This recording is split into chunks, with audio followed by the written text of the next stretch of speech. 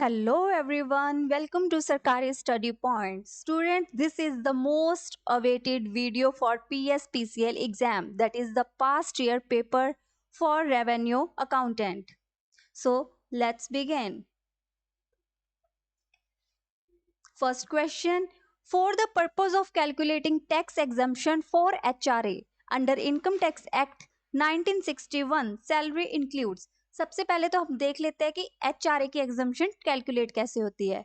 तो आएगा इसमें HRA रिसीव्ड 50% और 40% ऑफ सैलरी. और इस केस में सैलरी क्या रहने वाली है?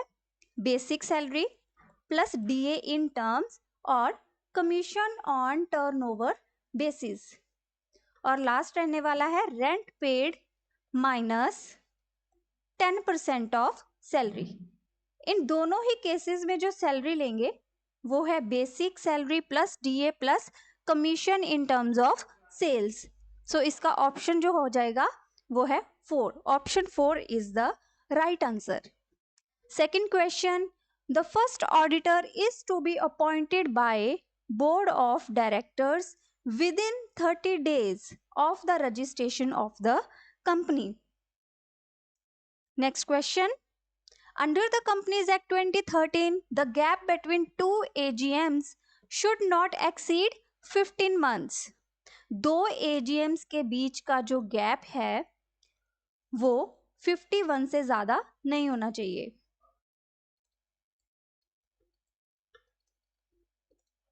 Next question, the principle of dash distinguishes a contract of insurance from other ordinary contract. तो इसमें हम सबसे पहले देख लेते हैं कि ये होता क्या है. अबर मेई फेडेई, इसका मीनिंग क्या है कि पूरे के पूरे जो ट्रू फैक्ट्स हैं वो डिस्क्लोज करना. तो ये दोनों तरफ से होगा. इंश्योरर भी अपनी पूरी इंफॉर्मेशन इंश्योर्ड कंपनी को देगा और कंपनी भी अपने फुल और ट्रू ओपिनियंस हैं वो इंश्योर्ड्स को प्रोवाइड करेगी. तो इसलिए इसका ये जो कॉन्ट्रैक्ट है ऑर्डिनरी कॉन्ट्रैक्ट से डिफरेंट होता है. In the insurance business a contract that provide the holder an income for a specified number of year और for life is known as annuity. इसमें क्या है कि पहले से ही लिखा होता है कि पर्सन की पूरी लाइफ तक या फिर एक स्पेसिफिक नंबर ऑफ ईयर्स तक उसे क्या मिलेगा, इसकी अमाउंट प्रोवाइड होता रहेगा. Next question, standards for material cost per unit of finish good in a factory are given as 10 units at the rate of ₹6 per unit. मतलब एक यूनिट को बनाने के लिए हमारे पास कितने यूनिट लगेंगे? 10 unit eight the rate of 6, right. और इसके बाद है कि हमने फिनिश गुड्स स्टैंडर्ड के अकॉर्डिंग कितने बनाए हैं? 7000 यूनिट्स. और हमारे एक्चुअल मटेरियल कितना यूज हो चुका है? 75,000. तो सबसे पहले हम कैलकुलेट करने वाले हैं कि स्टैंडर्ड प्राइस कितना है 6 और एक्चुअल प्राइस कितना दिया हुआ है 8. और यूसेज कितनी रहेगी? स्टैंडर्ड की यूसेज कितनी थी? 70,000 और एक्चुअल यूसेज कितनी है? 75,000. तो इस क्वेश्चन को जब हमें मटेरियल प्राइस वेरिएंस कैलकुलेट करना हो तो हमें क्या देखना है कि प्राइस का डिफरेंस कितना है, लाइक 6 माइनस 8 और एक्चुअल मटेरियल यूज से उसको मल्टीप्लाई करेंगे. एक्चुअल मटेरियल कितना यूज हुआ है? 75,000. तो ये क्या रहने वाला है? एडवर्स, क्योंकि स्टैंडर्ड प्राइस हमारा 6 था और एक्चुअल प्राइस है 8. हम एक्चुअल में ज्यादा पे कर रहे हैं तो इसका आंसर क्या आ जाएगा? 1,50,000 adverse. Option 1 is the right answer. Next question, section 10A of the income tax act 1961 deals with exemption relating to. इसमें कौन सी एग्जम्पशन आएगी? Commutation of pension. और ये किसको अवेलेबल होती है? गवर्नमेंट एम्प्लॉइज को.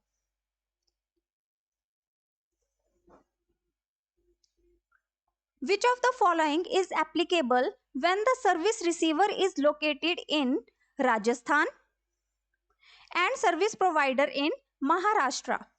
तो ये क्या है? इंटरस्टेट सेल है. एक प्लेस से दूसरी प्लेस में। इंट्रा स्टेट क्या होता है कि विद इन अ स्टेट जो सेल्स होती है उसे हम इंट्रा स्टेट कहते हैं, और एक स्टेट से दूसरी स्टेट की ओर जो सप्लाई होगी उसे हम क्या बोलेंगे, इंटर स्टेट सप्लाई। तो इस केस में कौन सा टैक्स लगेगा, IGST।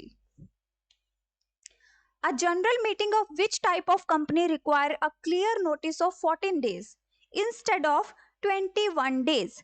तो चैरिटेबल और नॉन प्रॉफिट पर्पस के लिए पर्पस जो कंपनी होती है उसकी जब भी कोई मीटिंग होगी, स्पेशली जनरल मीटिंग, तो उसका नोटिस कब दिया जाएगा, 14 डेज पहले। In a period of falling raw material prices, which of the following method of pricing material issues will result in highest profit? हुआ क्या है कि मटेरियल का प्राइस अचानक से कम हो गया, तो डिक्रीज वाले केस में जो हमारे पास पहले से पड़ा हुआ है, जो पहले का पड़ा हुआ मटेरियल है और ये है नया मटेरियल, इसका रेट कम हो चुका है और हमने इसको हाईएस्ट प्राइस पे परचेज किया था, तो हम इस टाइम पे, इस शॉर्ट टाइम पीरियड में क्या करेंगे, लीफो मेथड फॉलो करेंगे, that is last in first out. मतलब जो लास्ट में आया है वो सबसे पहले सेल हो जाएगा, राइट। तो ग्रेजुअली जैसे जैसे प्राइस उसके बढ़ते रहेंगे हम अपना ये गुड्स भी सेल करते रहेंगे। तो इसलिए सबसे पहले कौन सा आएगा, last in first out. XYZ Limited has sales of 6 lakh and gross profit margin of 20%. If opening and closing stock of the year is 45,000 and 75,000, then the inventory turnover ratio is, inventory turnover ratio क्या होता है, cost of goods sold divided by average inventory। Cost of goods sold हम कैसे निकालेंगे, 6 लाख में से profit को minus कर देंगे तो हमारे पास कितना आएगा, 4.8 लाख। और एवरेज इन्वेंट्री कैसे कैलकुलेट करेंगे, opening inventory plus closing inventory divided by 2, तो ये कितना आ जाएगा, 60,000। एवरेज इन्वेंट्री कितनी आ जाएगी, 60,000, और इन दोनों को डिवाइड करेंगे तो कितना आ जाएगी, ratio 8 times, that is option 4।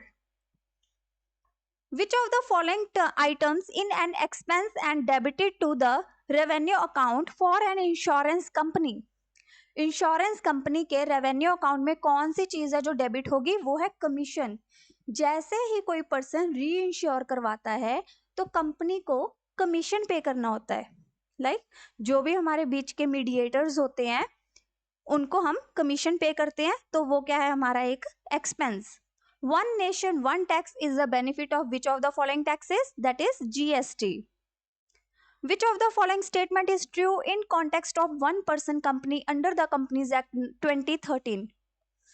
तो इसमें क्या है, ट्रू क्या है, ट्रू स्टेटमेंट कौन सी आएगी, it need not hold the AGM, इसको AGM होल्ड करने की जरूरत नहीं है।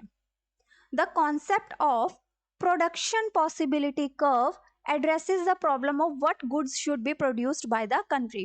प्रोडक्शन पॉसिबिलिटी कर्व क्या है कि हम मैक्सिमम कंट्रीब्यूशन कौन से दो गुड्स और कौन सी सर्विसेज बनाएं कि हमें मैक्स टू मैक्स प्रॉफिट हो सके, तो इसे क्या बोलते हैं हम, प्रोडक्शन पॉसिबिलिटी कर्व बोलते हैं। लेकिन एक कंट्री में जब इस प्रॉब्लम को गुड्स के लिए सॉल्व किया जाता है तो इसे हम कंट्री के बेसिस पे भी यूज करेंगे, दैट इज मैक्रो लेवल पे भी इसको हम यूज करेंगे। The main objective of management accounting is to assist the management in decision making. Planning Commission has been superseded by the NITI Aayog. तो सबसे पहले देख लेते हैं कि प्लानिंग कमीशन क्या है। प्लानिंग कमीशन है 5-year प्लान, 5-year प्लान, और इसको कौन होल्ड करता है, PM ऑफ इंडिया। लेकिन 1 जनवरी 2015 को इसको किसमें कन्वर्ट कर दिया गया, नीति आयोग में। अब बात कर लेते हैं नीति आयोग की, तो इसका चेयरपर्सन कौन है, PM of India and CM of all states and UTs.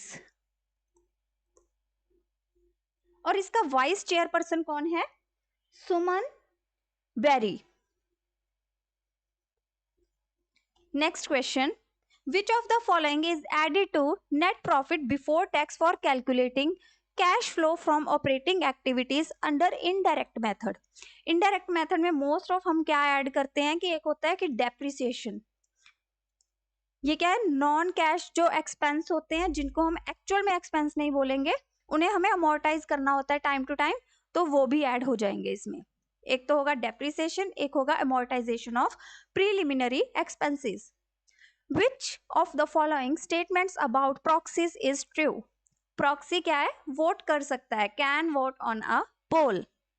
XYZ Limited has sales of 16 lakh. PV ratio कितना है, 25%. PV रेशो के से हमें क्या मिल जाएगा, कंट्रीब्यूशन कितना आ जाएगा, इसका 1/4 हो जाएगा, दैट इज 4. करंट प्रॉफिट कितना है, ₹2 लाख. तो इससे हमारे पास क्या आ जाएगा, फिक्स्ड कॉस्ट. क्योंकि करंट प्रॉफिट में से जब हम कंट्रीब्यूशन में से प्रॉफिट फिक्स्ड कॉस्ट माइनस करते हैं तभी हमारे पास प्रॉफिट आता है. तो इस केस में फिक्स्ड कॉस्ट कितनी आ जाएगी, 2 लाख. और अगर हमें अपने प्रॉफिट को ट्रिपल करना हो, ट्रिपल टाइम कितना आ जाएगा प्रॉफिट हमारा, 6 लाख. और फिक्स कॉस्ट हमेशा हमारी 2 लाख ही रहेगी बिकॉज ऑफ वो फिक्स है. तो इन दिस केस कंट्रीब्यूशन हमारा कितना रहने वाला है, 8 लाख. जैसे कि हम पहले देख चुके हैं कि कंट्रीब्यूशन 4 था तो सेल्स थी 16. अब कंट्रीब्यूशन 8 हो चुका है तो सेल्स हमें कितनी चाहिए, 32 लाख. राइट. तो इसमें क्या हो जाएगा कि अगर हमें 6 लाख का प्रॉफिट चाहिए तो सेल्स हमें कितनी इंक्रीज करनी पड़ेगी, 16 लाख से. अगेन रिपीट करती हूँ, इसमें क्या है कि contribution minus fixed cost is equals to profit. तो ऐसे में हमारे पास कंट्रीब्यूशन कितना है, 25% ऑफ 16 लाख यानी कि 4. और प्रॉफिट कितना दिया हुआ है, 2. तो इस वे से हम क्या फाइंड आउट कर लेंगे, फिक्स्ड कॉस्ट. फिक्स्ड कॉस्ट कितनी आ जाएगी, 2 लाख. अब हमें प्रॉफिट कितना चाहिए, 6 लाख. तो इन दोनों को ऐड करने से हमारे पास क्या आता है, contribution, that is new contribution is 8 lakh. In the older times इसमें क्या था कि कंट्रीब्यूशन था हमारा 4 और सेल्स थी 16. अब दिस केस में क्या हो जाएगा कि 8 लाख के कंट्रीब्यूशन में हमारी सेल्स कितनी हो जाएगी, 16 लाख. राइट. 8 लाख के प्रॉफिट में कितनी हो जाएगी, 32 लाख. कितनी इंक्रीज करनी पड़ेगी, 16 lakh. Mister Ajay provides services worth ₹30,000 to Mr. Bala on 1st November. Service कब प्रोवाइड हुई है, 1st नवंबर को. और इनवॉइस कब इशू हुआ है, 20th नवंबर को. Payment of the same was received on 1st दिसंबर. और पेमेंट कब रिसीव हुई है, 1st दिसंबर. अब इसमें सबसे पहले हम चेक करेंगे कि क्या invoice with in a time period issue हो चुकी है. तो इनवॉइस इशू हो जानी चाहिए थी अप टू 1st दिसंबर यानी कि विद इन 30 डेज में. तो वो इशू हो चुकी है. तो इन दिस केस में हम क्या लेंगे कि इनवॉइस और payment which ever is earlier. तो हमारा वो क्या हो जाएगा, time of supply. Time of supply कितना रहेगा इस केस में, 20th नवंबर. अगर इनवॉइस जब हम सर्विस प्रोवाइड करते हैं उसके विद इन 30 डेज इशू हो जाए तो हम इनवॉइस और payment which ever is earlier क्या लेंगे हम, time of supply. ABC Limited has total sales of 20 lakh in a year with PV of 40%. If the fixed cost is 5 lakh, margin of safety is, sales कितनी है इस case में, 20 लाख. तो contribution कितना हो जाएगा, 8 लाख. फिक्स्ड कॉस्ट कितनी है, 5 लाख. तो इसमें जो एक्स्ट्रा प्रॉफिट है हमें कितना हो रहा है, profit in this case is 8 lakh. जब 20 लाख की सेल्स थी प्रॉफिट कितना हो रहा था, 3 लाख. 8 - 5 इज 3 लाख. 1 रुपए की सेल के लिए कितना आ जाएगा, 20 डिवाइड बाय 3 लाख प्रॉफिट. और अब हमें इसको कितना फाइंड आउट करना है, we will do it again.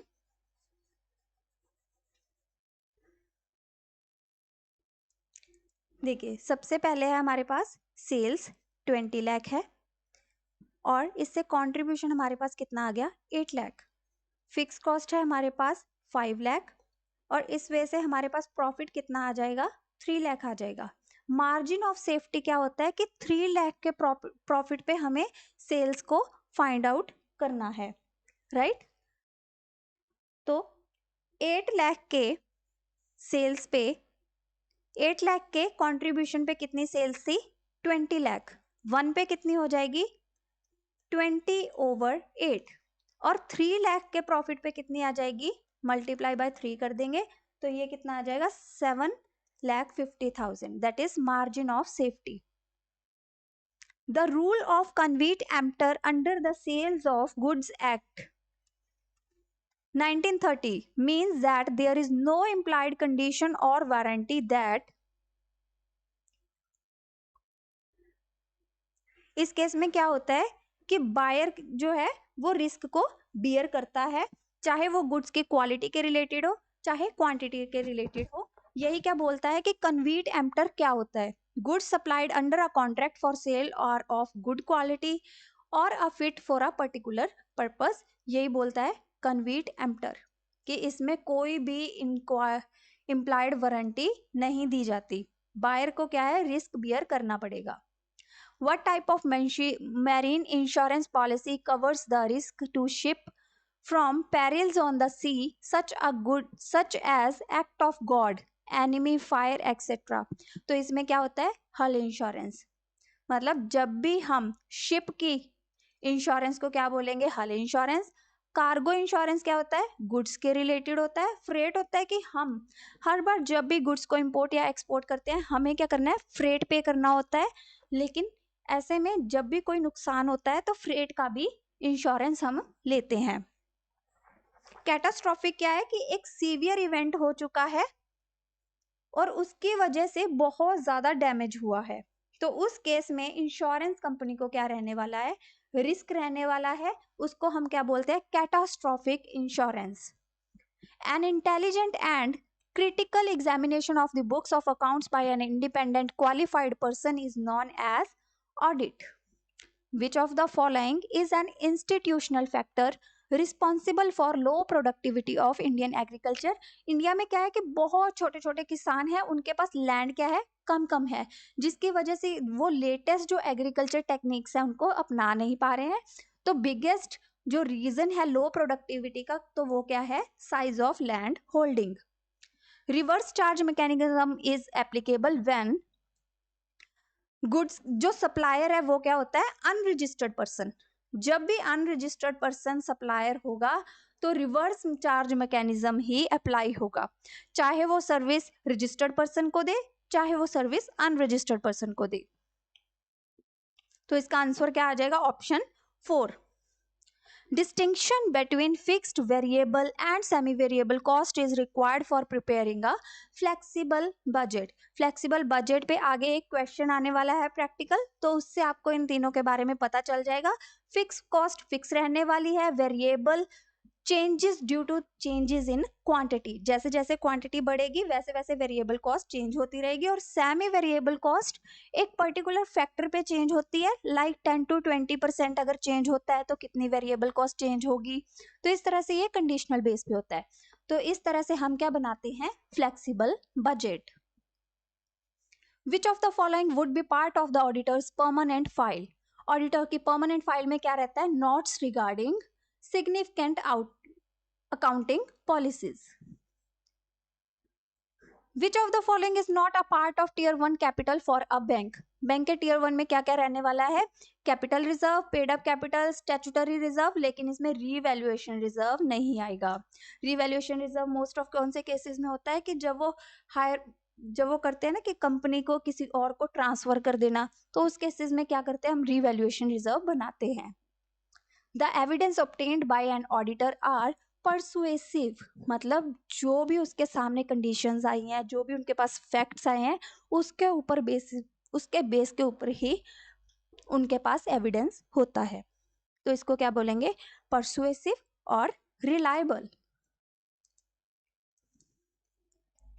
Under the Sales of Goods Act 1930, the right of an unpaid seller to retain the possession of the goods sold and refuse to deliver the goods to buyer until the buyer has paid the price. Sales of goods act में क्या बोला है कि seller के पास right है कि वो goods को अपने पास ही रख ले, कब तक, जब तक कि बायर उसे पेमेंट ना दे. तो इसे हम क्या बोलेंगे, राइट ऑफ लियन.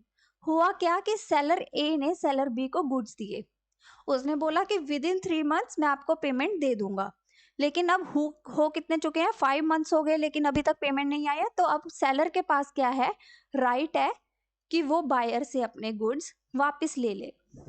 तो उसको हम क्या बोलेंगे, द राइट ऑफ लियन.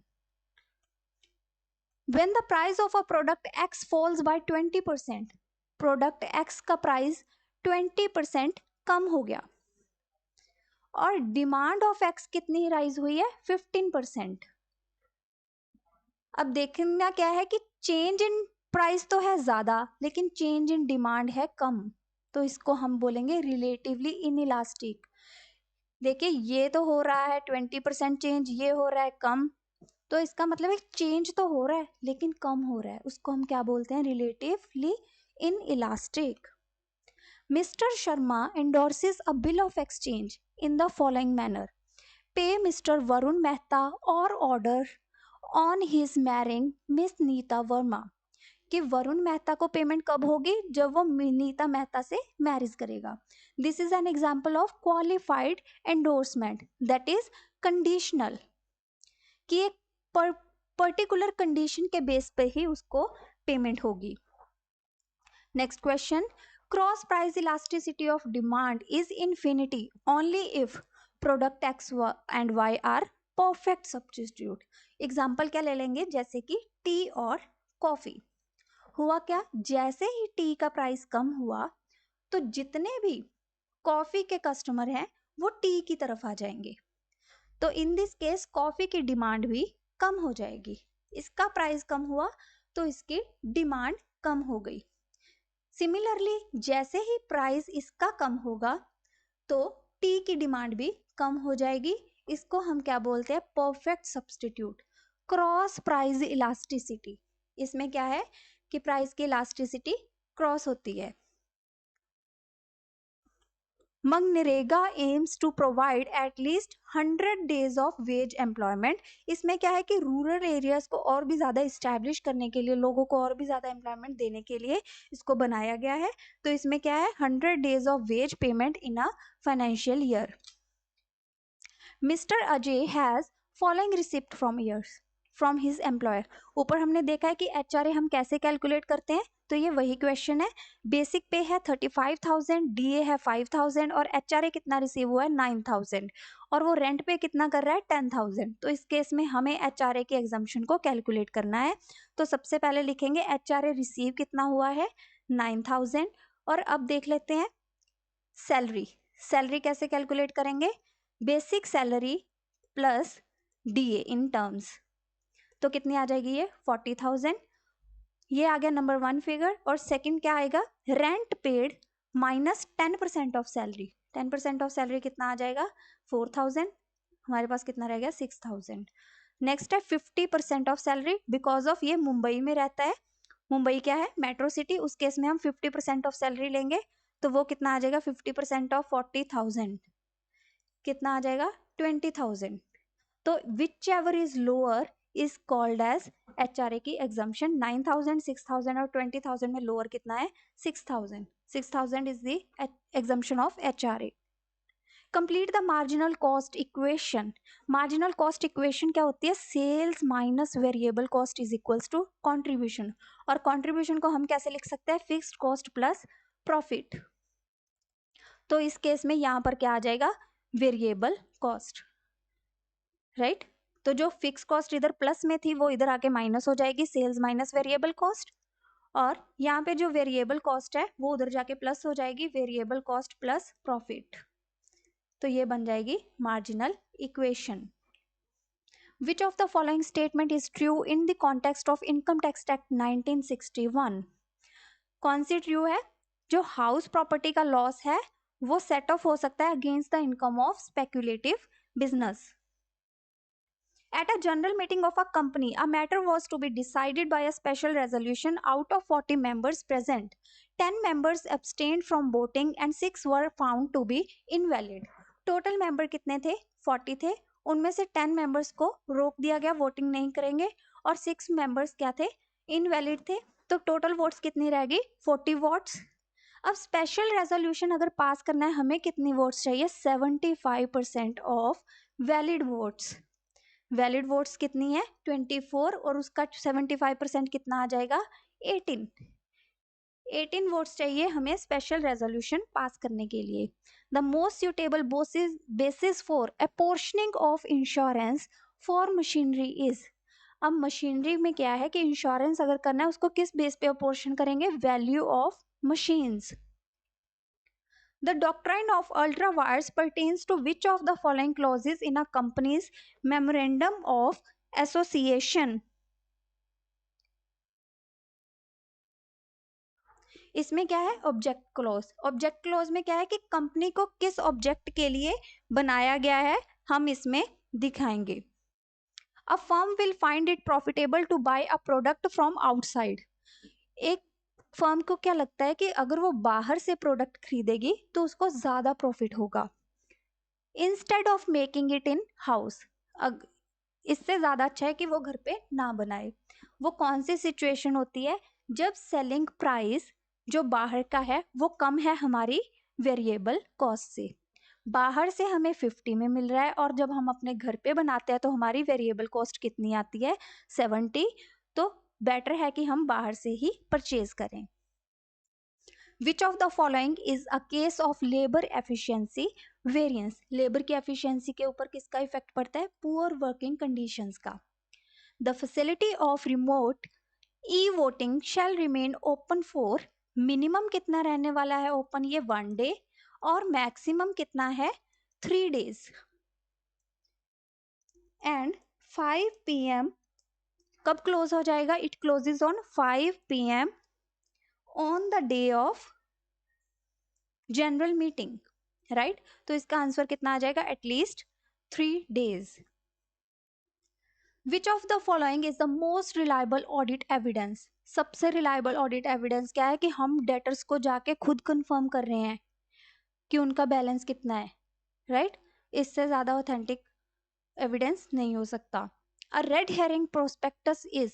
जब भी प्रोस्पेक्टस इशू किया जाता है उसमें कंपनीज की इंफॉर्मेशन दी जाती है, लेकिन रेड हेरिंग प्रोस्पेक्टस क्या है कि हम कितने प्राइस पे अपने शेयर्स को इशू कर रहे हैं. Shares issues at the price of example ₹10. तो इसको हम क्या बोलेंगे? Red herring prospectus. 1 which doesn't include complete particulars of the quantum or price of securities to be issued.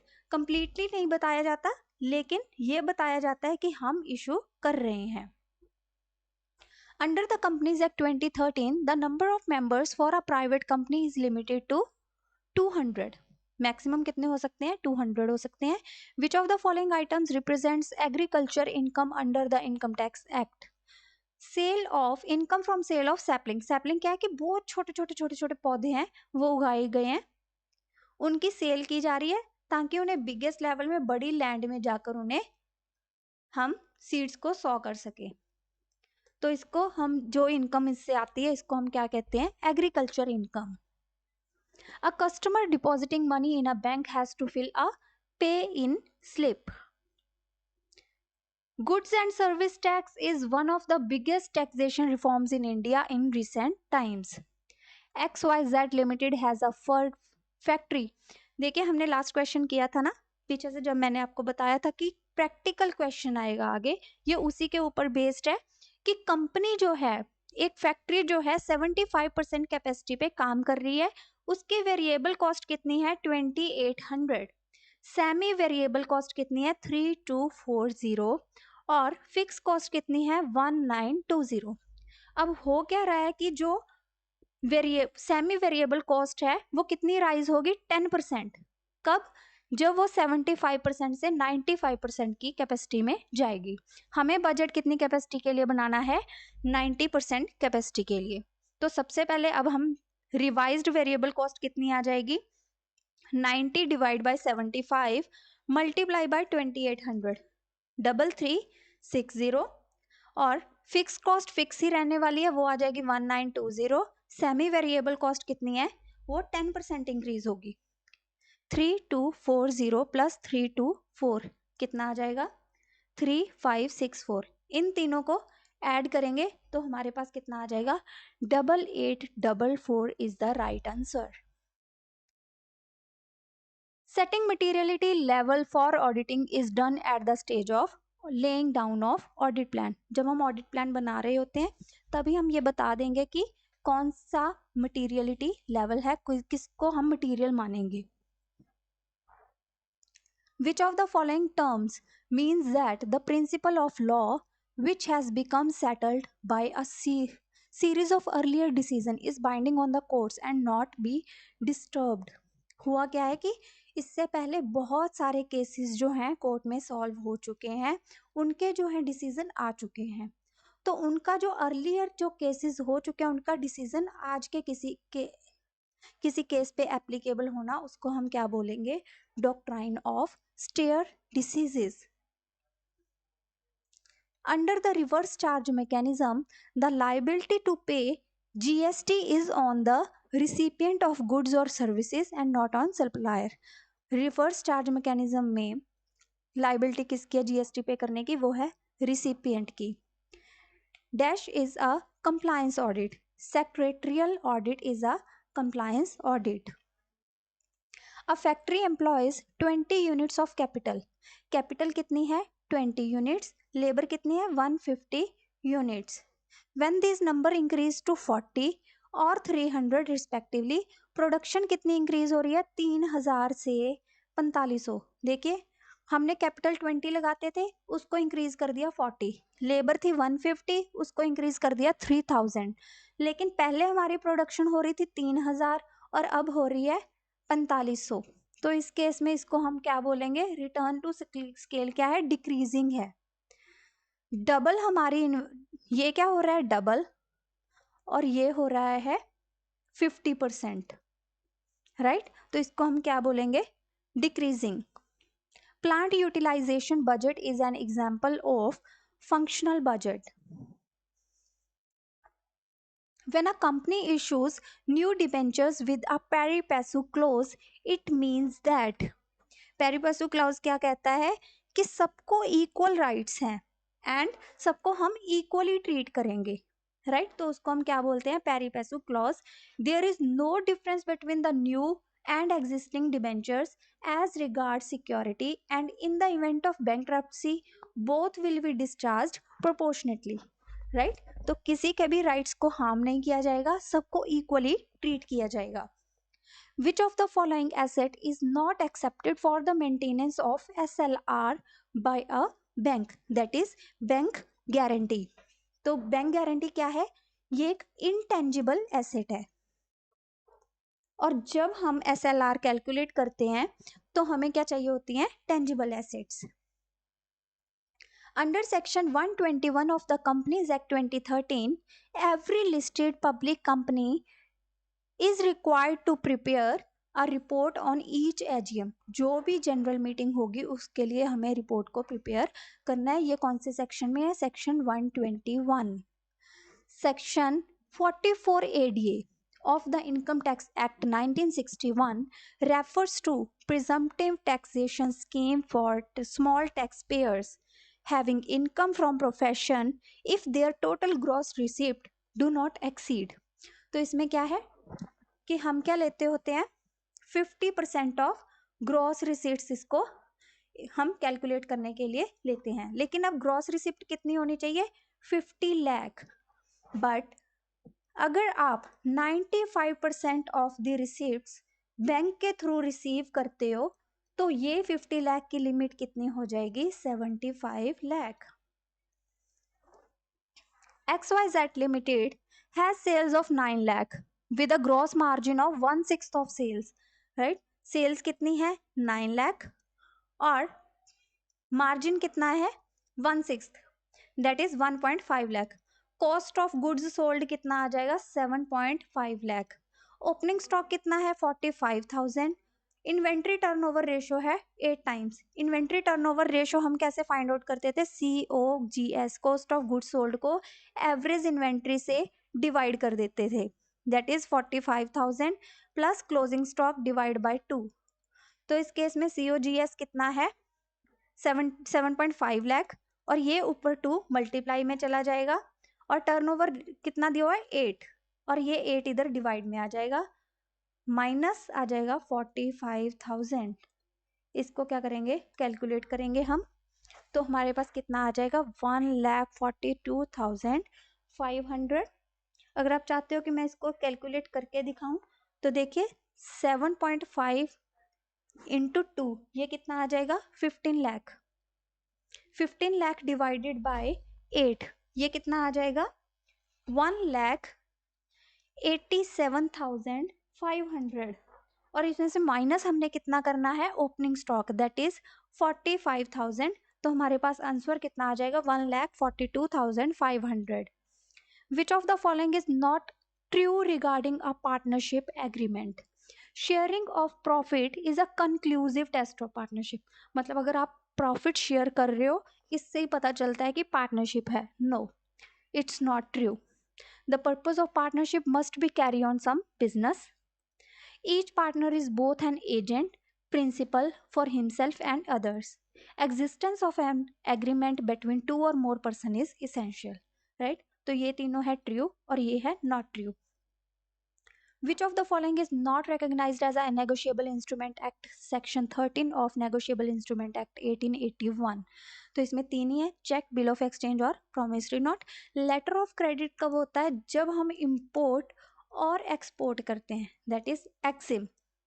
उस केस में लेटर ऑफ क्रेडिट किससे मिलता है बैंक से मिलता है। XYZ Limited has a capital turnover ratio of 2 times and its operating profit before tax is rupees 6,30,000. Return on capital employed is 30%. Return on capital employed हम कैसे calculate करते हैं that is operating profit divided by capital employed is equals to 30%। Operating profit हमें दिया हुआ है that is 6,30,000 और divide by कितना हो जाएगा 30% आ जाएगा। तो हम कैलकुलेट कर लेंगे इस तरीके से कैपिटल एम्प्लॉयड। कैपिटल एम्प्लॉयड हमारी कितनी आ जाएगी इसको हम कैलकुलेट करेंगे तो ये आ जाएगी 21 लाख। 21 लाख हमारे पास कैपिटल एम्प्लॉयड है। तो स्टार्टिंग में हमें क्या दिया हुआ है capital turnover ratio. Capital turnover ratio क्या होता है sales divided by capital employed that is equals to 2। हमें सेल्स को फाइंड आउट करना है और कैपिटल एम्प्लॉयड हमारे पास दिया हुआ है तो सेल्स कितनी आ जाएगी 2 times of capital employees that is 42 lakh. Capital employed कितना था 21 लाख उसका 2 टाइम्स कितना हो जाएगा 42 lakh. A contract under which goods are delivered by one person to another for some purpose with an agreement that the goods will be returned or disposed of as directed after the purpose is accomplished is known as bailment। कि goods को जैसे हमने बताया आपको उस तरह से आप यूज करोगे और फिर हमें वापस कर दोगे या फिर डिस्पोज ऑफ कर दोगे तो उस केस को हम क्या बोलते हैं bailment. Standards for material cost per unit fixed product in a factory are given as 10 unit at the rate of ₹6। ये ऊपर जो क्वेश्चन हमने मटेरियल प्राइस वेरिएंस में किया था उसी सेम क्वेश्चन को अब हम यूसेज वेरिएंस में कैलकुलेट करेंगे। तो इसमें क्या है कि सबसे पहले देखते हैं यूसेज के लिए हमें क्या चाहिए कि जब हम पहले प्रोड्यूस कर रहे थे तब यूसेज कितनी हो रही थी 70,000। एक्चुअल में कितनी हो रही है 75,000 और स्टैंडर्ड प्राइस कितना है ₹6। ये देखिए स्टैंडर्ड कैसे निकालते हैं 10 यूनिट्स 7,000 यूनिट्स को बनाने के लिए तो क्या आ जाएगा 70,000, एक्चुअल में कितना यूज हो रहा है 75,000, तो यूसेज वेरिएंस क्या आ जाएगा 70,000 माइनस 75,000 मल्टीप्लाई बाय में 6, तो एडवर्स सिचुएशन आ जाएगी 30,000 की। तो इसका आंसर आ जाएगा option 3। Mr. Anil and Miss Asha travel on the same train daily but are otherwise not related. If Mr. Anil tries to obtain an insurance policy on the life of Miss Asha, it will not be allowed by the insurance company because अभी ऐसे क्या है कि mister Anil और आशा same train में daily travel करते हैं।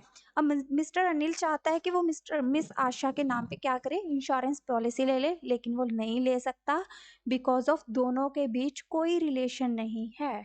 There is no insurable interest between mister Anil and miss Asha. Under the Companies Act 2013, a small company is basically a private company with a maximum limit on its paid up capital and turnover. Right तो ये थे हमारे subject related 70 questions जो हमने complete किए हैं। इससे आगे जीके के क्वेश्चंस और रीजनिंग और इंग्लिश के क्वेश्चंस भी हैं। आप कमेंट सेक्शन में बताओ कि अगर मैं उनको भी डिस्कस करूं तो नेक्स्ट क्लास उसकी आ जाएगी। So thank you everyone.